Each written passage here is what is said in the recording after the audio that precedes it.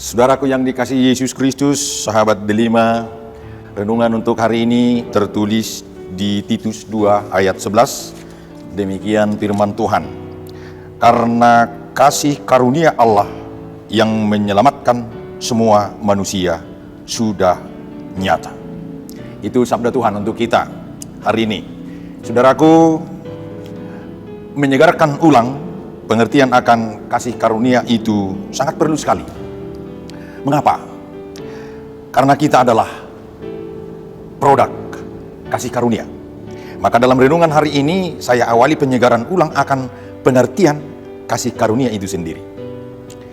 Kasih karunia itu adalah sebenarnya pemberian atasan kepada bawahannya yang sepatutnya bawahannya tidak layak menerimanya. Jadi kasih karunia itu adalah pemberian Allah kepada manusia yang sepatutnya manusia tidak layak menerimanya. Jadi kasih karunia itu sebenarnya adalah pemberian yang patut kita syukuri. Sebab sebenarnya itu bukan bagian kita, tetapi karena kasih karunia Allah itu, maka kita dilayakkan untuk memilikinya.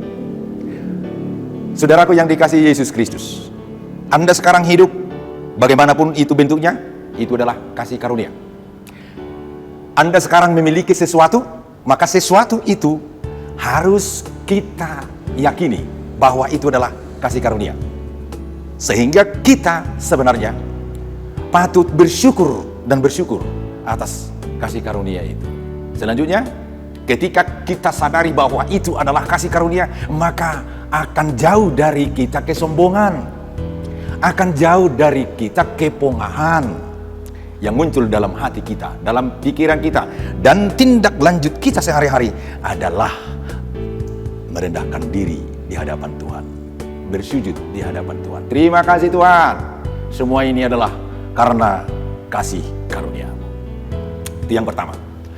Kemudian yang kedua, dalam renungan ini, apa sebenarnya yang dikatakan kasih karunia yang nyata itu?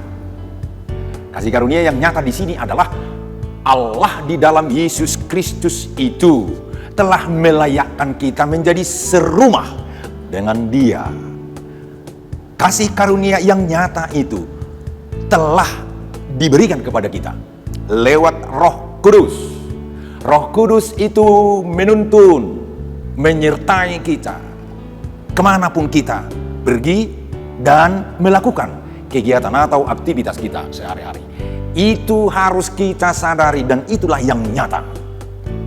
Di dalam kasih karunia, dulunya kita adalah yang dinamakan musuh Allah. Sekarang kita sudah menjadi mitra kerja Allah.